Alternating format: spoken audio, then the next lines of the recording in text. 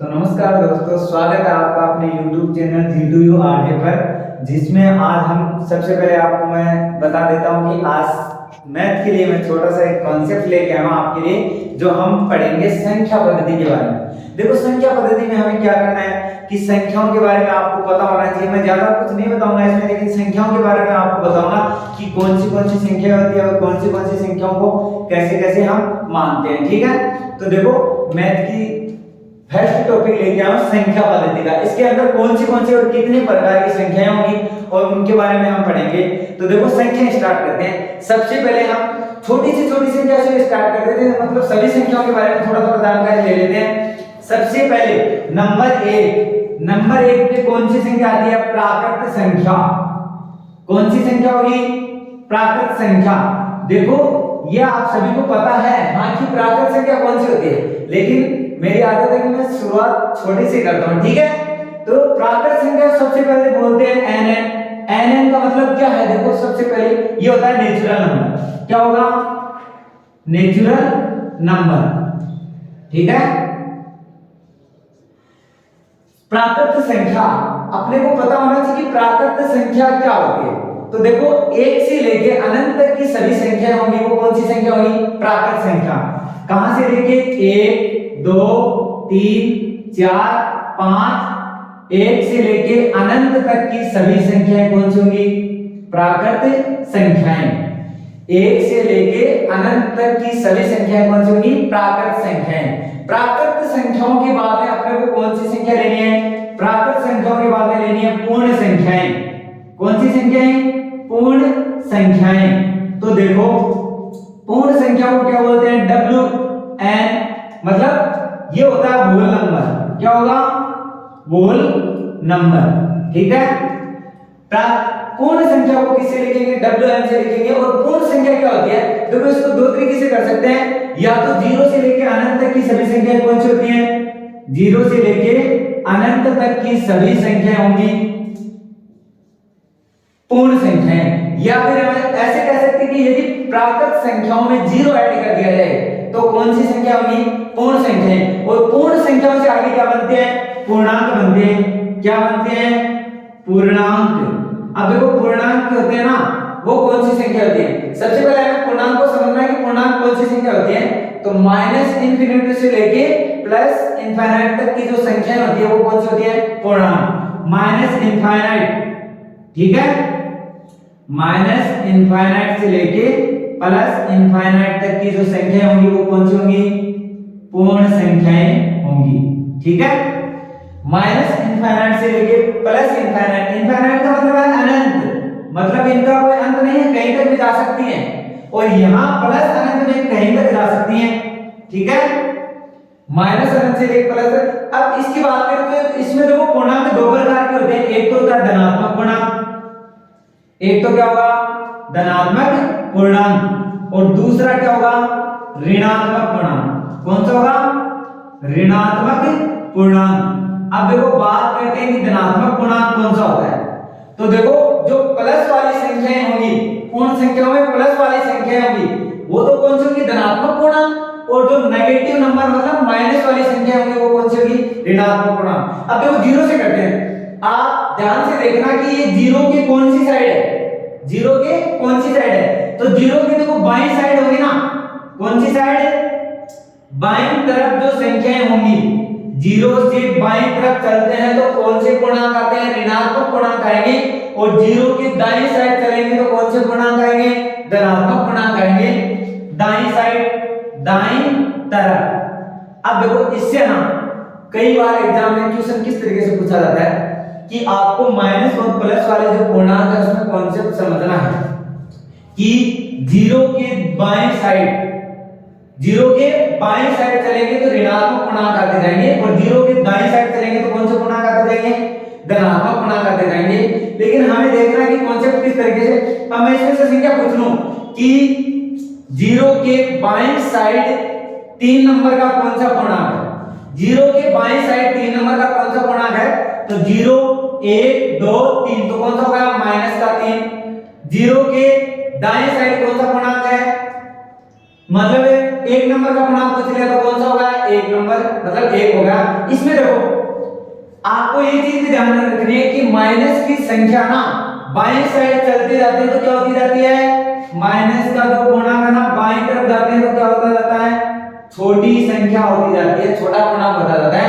यदि दाएं साइड चले, जीरो के दाएं साइड चलोगे तो ये क्या होता जाता है, बड़ा होता जाता है। अब मैं आपको पूछूं, देखो नॉर्मल सा मैं इसका बेसिक समझा रहा हूं, केवल संख्याओं के बारे में बताऊंगा आपको, ठीक है ना। यदि आपके पास दो पूर्णांक है कि माइनस का 20 और माइनस का 2, इनमें से आपको पूछ लिया जाता है बड़ा पूर्णांक कौन सा है, तो माइनस का 2 बड़ा होगा, क्योंकि आपको पता है कि माइनस की संख्या जितनी बड़ी होती जाती है उतनी क्या होती जाती है, छोटी होती जाती है, और प्लस की संख्या जितनी बड़ी होती जाती है उतनी बड़ी होती है, छोटी वाली छोटी होती जाती है। तो जीरो के दाईं साइड चलोगे तो पूर्णांक है वो बढ़ते जाएंगे, और जीरो के बाईं साइड चलोगे तो पूर्णांक क्या है वो ऋणात्मक पूर्णांकों की संख्या क्या होती जाती है। जैसे मान लीजिए -20 आ गया तो -20 छोटा है किससे, 2 से, ये थी पूर्णांक। अब पूर्णांक 2 पर आए हमने पढ़ लिए, उसके बाद में कौन सी संख्या आती है, एक बार अगर आप इसका स्क्रीनशॉट लेना चाहो तो स्क्रीनशॉट ले सकते हो, आपके पास 2 सेकंड का टाइम है। तो आपने इसका स्क्रीनशॉट ले लिया होगा, मैं एक बार इसको इरेज कर देता हूं। देखो इन संख्याओं के बाद में हम बहुत सारी और भी संख्याएं पढ़ेंगे, सभी संख्याओं का आपको बताऊंगा, लेकिन हमें इससे पहले 2-3 छोटी क्लास में जो संख्याएं होती हैं उनके बारे में थोड़ा नॉलेज कर लेते हैं। मैं इसको रोमन संख्या में लिख रहा हूं। एक नंबर होती है सम संख्या, इसके बारे में आपको थोड़ा बहुत जानकारी पता होगी, लेकिन मैं एक बार रिवाइज कर देता हूं। 2 नंबर की होगी विषम संख्या, 2 नंबर कौन सी होगी, विषम संख्या, और 3 नंबर की होगी भाज्य संख्या, कौन सी होगी, भाज्य संख्या। इसके बाद में कौन सी संख्या आती है, अभाज्य संख्या ले लेते हैं, अभाज्य संख्या। उसके बाद में कौन सी संख्या, अब देखो दोस्तों एक बात का आपको ध्यान रखना है, सहभाज्य संख्या। कौन सी संख्या, सहभाज्य संख्या, इसका आपको पूरा पूरा ध्यान रखना है, ठीक है। इसके बाद में और बहुत सारी संख्या आएंगी वो हम ले लेंगे, ठीक है। सहभाज्य संख्या, सॉरी मैंने यहाँ पे संख्या की जगह सहभाज्य लिख दिया, ठीक है। और सहभाज्य संख्या के बारे में मैं आपको एक ले रहा हूं कि पूर्ववर्ती, कौन सी संख्या, पूर्ववर्ती संख्या। देखो छोटी छोटी संख्या है लेकिन कई बार क्या होता है कि दिमाग से निकल जाता है, इसके बारे में आपको ध्यान रखना है। पूर्ववर्ती के बारे में आपको लेना है परिवर्ती, कौन सी संख्या, परवर्ती संख्या, ठीक है। अब दो छोटी छोटी संख्या आपने बहुत बार पढ़ी होगी, और देखो कॉन्सेप्ट आता है उसमें बनाई जाती है कि वो नाम ले दिया, हमारे नाम याद नहीं रहता, लेकिन एक बार इसको रिवाइज कर लेते हैं। आपने नाम तो सुना होगा, एकाधिकेन, एकाधिकेन, एकाधिकेन, और आगे वाला आएगा एकान्यूनेन, एकान्यूनेन, ठीक है। ये सारी संख्या, इनके बारे में थोड़ा थोड़ा नॉलेज मतलब पढ़ लेते हैं, याद है, लेकिन कई बार ऐसा होता है कि दिमाग से निकल जाता है, ठीक है ना। तो देखो सबसे पहले ले रहे हैं सम संख्या। सम संख्या कौन सी होती है, कौन सी संख्या, सम संख्या। तो देखो सम संख्या वह संख्या, छोटा सा है, छोटी क्लासों की बात है, आप ये सोच रहे होंगे कि सर ये क्यों बता रहे हैं, हाँ भाई छोटी क्लास में बात है, लेकिन कई बार क्या होता है कि दिमाग से निकल जाता, और आपको पता है हम बड़ा कॉन्सेप्ट है ना वो याद रह जाता है, भूलते कौन से हैं, छोटे वाला कॉन्सेप्ट ही भूलते हैं कि ये वाली संख्या थी, हाँ दिमाग से निकल रहा है, कौन सी हो गई। तो एक बार देखो सम संख्या कौन सी होती है, ऐसी संख्या जिसमें 2 का भाग पूरा पूरा जाता है, 2 से पूरा पूरा डिवाइड हो जाती है, 2 से विभाजित हो जाती है, अर्थात 2 का भाग पूरा पूरा चला जाता है, वो संख्या कौन सी होती है, सम संख्या होती है। और सम संख्या देखो जैसे 2 हो गई, 4 हो गई, 6 हो गई, 8 हो गई, ऐसे आगे तक बढ़ा सकते हैं, जिसमें 2 का भाग जा रहा है पूरा पूरा वो सम संख्या हो जाएगी, ठीक है। इसके बाद में 2 नंबर पे कौन सी लिखी है, विषम संख्या। कौन सी संख्या लिख ली, विषम संख्या। अब आपको पता है, सभी को पता है कि विषम संख्या क्या होती है, सभी को पता है, लेकिन मेरी आदत में तो रिवाइज करूंगा इसको, संख्या को सभी को लेके चलाऊं, ठीक है ना। और आज का जो टॉपिक है ना वो संख्या पर ही बनाया है। विषम संख्या क्या होती है, ऐसी संख्या जिसमें 2 का भाग पूरा पूरा नहीं जाता, अर्थात 2 से डिवाइड नहीं हो रही हो, 2 से विभाजित नहीं होती, वो संख्या कौन सी होगी, विषम संख्या। जैसे 1 3 5 7 9 आगे तक लेके जा सकते हैं, इंफिनिटी तक कितनी भी संख्या आ सकती है, ठीक है ना। अब हमें देखना है कि 3 नंबर पे जो संख्या आ रही है वो कौन सी संख्या, भाज्य संख्या। कौन सी संख्या, भाज्य संख्या। सबसे पहले इसकी डेफिनेशन देखते हैं कि क्या होती है, क्या डेफिनेशन होगी भाज्य संख्या की। तो भाज्य संख्या की डेफिनेशन देखने के लिए भाज्य संख्या क्या होती है, ऐसी संख्या जो जिसमें स्वयं के अलावा किसी संख्या का भाग जा सकता है। भाई भाज्य संख्या, भाज्य का मतलब विभाजित हो रही है, किसी भी संख्या से हो सकती है। तो ऐसी संख्या जिसमें स्वयं के अलावा किसी संख्या का भाग जा सकता है वह संख्या क्या कहलाती है, भाज्य संख्या। यदि आप, मैं बोल रहा हूं, आप डेफिनेशन लिखना चाहो तो वीडियो को थोड़ा स्लो स्पीड में करके डेफिनेशन लिख सकते हो, या फिर मैं रिवाइज कर रहा हूं एक बार फिर से कि भाज्य संख्या क्या होती है, ऐसी संख्या जो जिसमें स्वयं यानी खुद के अलावा किसी संख्या का भाग जा सकता है, वो संख्या कौन सी होगी, भाज्य संख्या। और याद रखना आपको कि भाज्य संख्या कहां से स्टार्ट होती है, 4 से। 4 है, इसमें 4 का भाग तो जाता ही जाता है, लेकिन 2 का भाग भी जा सकता है। और 4 के बाद में कौन सी आएगी, 5 है, 5 में तो जाएगा नहीं। तो 6 में देखो 2 का जा सकता है, 3 का जा सकता है, 6 का भी जा सकता है। 6 के बाद में 7, तो 7 में तो जाएगा नहीं। तो 8 आ सकती है, 8 में देखो 2 का जा सकता है, 4 का जा सकता है, 8 का खुद का जा सकता है। 8 के बाद में 9 में भी जा सकता है। भाई 9 विषम है लेकिन भाज्य भी होगी, क्योंकि 9 में 3 का भाग जा सकता है। 9 के बाद में 10, 11 में नहीं जाएगा, 12 में चला जाएगा, 13 में नहीं जाएगा, 14 में जाएगा, 15 में नहीं जाएगा, 16 में भी जाता है, 17 में नहीं जाएगा, 18 हो गई, फिर 19 में नहीं जाएगा, 20 हो गई, 21 में भी जा सकता है, 7 का जाएगा, 3 का जाएगा, 22 में भी जा सकता है, 23 में नहीं जाएगा, फिर 24 आ गई, 25 आ गई, 26 आ गई, 27 आ गई, 28 आ गई, 29 नहीं आई, फिर 30 आ गई, 31 नहीं आई। ऐसे ऐसे आपको देख लेना कि ऐसी कौन सी संख्या है जिसमें स्वयं के अलावा किसी भी संख्या का भाग नहीं जाता, वो क्या कहलाएगी, भाज्य संख्या। भाज्य संख्या के बाद में कौन सी संख्या ली है, अभाज्य संख्या। अभाज्य संख्या, तो देख लो अभाज्य संख्या में कौन सी होगी, अभाज्य संख्या। अभाज्य संख्या, तो एक बार मैं इसकी डेफिनेशन आपको बोल देता हूं कि डेफिनेशन क्या होगी, ऐसी संख्या जिसमें स्वयं के अलावा किसी भी संख्या का भाग नहीं जाता। भाई खुद के अलावा किसी संख्या का भाग नहीं जाता, मतलब कोई भी संख्या से विभाजित नहीं होती है, केवल और केवल खुद का जा सकता है, एक का जा सकता है। एक को अपने को भाज्य और अभाज्य दोनों में नहीं लिखना है, क्यों नहीं लिखना मैं बता दूंगा। तो अभाज्य संख्या एक बार फिर से डेफिनेशन देख लेना कि ऐसी संख्या जिसमें स्वयं के अलावा किसी संख्या का भाग नहीं जाता, कौन सी कहलाती है, अभाज्य संख्या। कहां से स्टार्ट होती है, एक को नहीं लेना। अब 2, देखो 2 है, 2 में स्वयं के अलावा किसी संख्या का भाग नहीं जा सकता, तो 2 अभाज्य संख्या है। 3 भी अभाज्य हो गई। अब इनमें जो नहीं आ रही वो इनमें लिख दो। 3 के बाद में 4 है वो भाज्य हो गई, लेकिन 5 के बाद में 7 के बाद में कितनी आएगी, 9 नहीं आएगी, सीधी 11 के बाद में 13 और 13 के बाद में कौन सी आएगी, 17 के बाद में 19 के बाद में कौन सी है, सीधी 19 के बाद में 29। ठीक है, इस तरीके से आप आगे तक अभाज्य संख्या है वो लिख सकते हैं। आपको केवल इतना ध्यान रखना है कि खुद के अलावा किसी संख्या का स्वयं के अलावा किसी संख्या से विभाजित नहीं होती। ठीक है, तो एक बार इसका स्क्रीनशॉट लेना तो ले लो। तो आपने इसका स्क्रीनशॉट ले लिया होगा। एक बार मैं इसको इरेज कर देता हूं, इधर वाले नहीं करें, ठीक है ना, क्योंकि इसमें जो संख्या रहेगी उनके बारे में हम पढ़ेंगे। ठीक है, तो दोस्तों आज का जो वीडियो है वो केवल संख्या पर बनने वाला है, संख्या के बारे में आपको बताने वाला हूं। कहां तक हो गया था, अभाज्य संख्या तक। अब इसके अंदर एक आ रही है सहभाज्य संख्या। कौन सी संख्या, सहभाज्य संख्या। तो देखो सहभाज्य संख्या क्या होती है, ऐसी संख्या जो सभी को विभाजित कर सकती है, अर्थात ऐसी संख्या, हमारी भाषा में ऐसी संख्या जिसका भाग सभी में चला जाता है।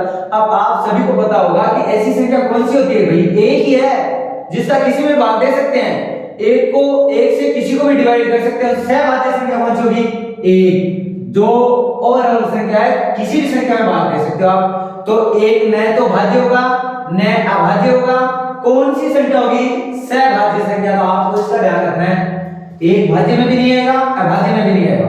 कौन सी संख्या में आएगा, सहभाज्य संख्या में आएगा। उसके बाद में संख्या ले रहे हैं पूर्ववर्ती, थोड़ा सा नॉर्मल बेसिक सा पूर्ववर्ती संख्या, पूर्ववर्ती संख्या, ठीक है, पूर्ववर्ती संख्या। देखो इसके बारे में देखते हैं। पूर्व मतलब पहले, वर्ती, देखो कोई संख्या होती है ना, उसके पहले आने वाली संख्या पूर्ववर्ती संख्या होती है। मान लीजिए कोई भी अंक है, उसके जस्ट पहले आने वाला, या फिर ऐसे लिख सकते हैं, यदि किसी संख्या में से एक घटाने पर जो संख्या मिलती है वो कौन सी संख्या होती है? पूर्ववर्ती संख्या। इनका याद रखना है, क्योंकि जो आपका रीजनिंग के जो क्वेश्चन आते हैं ना, वो इन्हीं संख्याओं में से बनते हैं, ठीक है ना। जैसे डिवाइड वाला भाज्य संख्या है, अभाज्य संख्या है, पूर्ववर्ती संख्या है, परवर्ती संख्या है, विषम संख्या है, सम संख्या है, इन्हीं के क्वेश्चन बनते हैं रीजनिंग में, ठीक है ना। तो पूर्ववर्ती संख्या कौन सी होगी? ऐसी संख्या जो किसी संख्या के जस्ट पहले संख्या आती है वो पूर्ववर्ती होगी, या फिर दी गई संख्या में से एक घटाने पे जो संख्या हमें मिलती है वो क्या होगी? पूर्ववर्ती। दो चार संख्या देख लो, जैसे मान लीजिए आपने 100 ले लिया, 100 का पूर्ववर्ती -1 कर दो, कितना हो गया? 99। जैसे 1 0 से करेंगे, भाई 0 का पूर्ववर्ती क्या है? आप ध्यान से समझना इस बात को। 0 का पूर्ववर्ती क्या होगा? तो 0 में 1 घटाओ, 0 में से 1 घटाने से कितना आता है? -1। तो आपको याद रखना है 0 का पूर्ववर्ती कितना होगा? -1। यदि मैं माइनस वाली संख्याओं की बात करूं तो आपको पूछो कि -4 का परवर्ती क्या होगा? जैसे -4 इसका पूर्ववर्ती क्या होगा? सॉरी, परवर्ती बोलते हैं मैंने, पूर्ववर्ती। -4 का पूर्ववर्ती क्या होगा? -4 में से 1 घटाना आपको, तो -4 में 1 घटाएंगे कितना बचेगा? -5 मिलेगा। तो -4 का पूर्ववर्ती क्या होगा? -5, ठीक है। अब इसके बाद में संख्या आती है परवर्ती। परवर्ती संख्या, परवर्ती संख्या कौन सी होती है? देखो पहले इसकी डेफिनेशन देख लेते हैं। ऐसी संख्या जो किसी संख्या के बाद आती है, जस्ट बाद में आती है, या मतलब कोई संख्या है उसमें एक जोड़ देने पे जो संख्या बनती है वो कौन सी बनती है? परवर्ती संख्या बनती है। तो किसी संख्या के बाद में आने वाली संख्या कौन सी होगी? परवर्ती संख्या। और किसी संख्या में यदि हम एक जोड़ देते हैं तो कौन सी बनती है? परवर्ती संख्या। आप कोई भी उदाहरण ले लो, जैसे मान लीजिए मैंने 4 ले लिया, 4 का परवर्ती 1 जोड़ो 5 हो गया। 0 का परवर्ती कितना होगा? 0 में 1 जोड़ेंगे तो 1। यदि आपने -2 ले लिया, इसका परवर्ती देखेंगे तो कितना आएगा? -1, क्योंकि -2 में 1 जोड़ो कितना मिलेगा? -1। आपको इनका ध्यान रखना है कि माइनस प्लस वाली संख्या होती है ना, इसमें आपको ध्यान रखना पूर्ववर्ती और परवर्ती का। इसके बाद में संख्या आ रही है एकाधिकन और एकान्यून। दो संख्या छोटी छोटी, एकाधिकन, एकाधिकन और एकान्यून,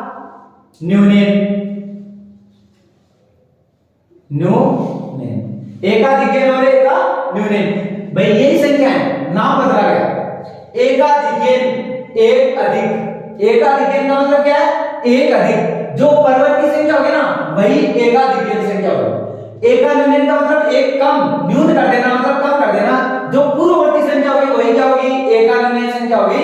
तो आपको ध्यान रखना है कि जो पूर्ववर्ती संख्या है वो क्या होगी? एकान्यून, और जो परवर्ती संख्या है वो क्या होगी? एकाधिकन संख्या होगी।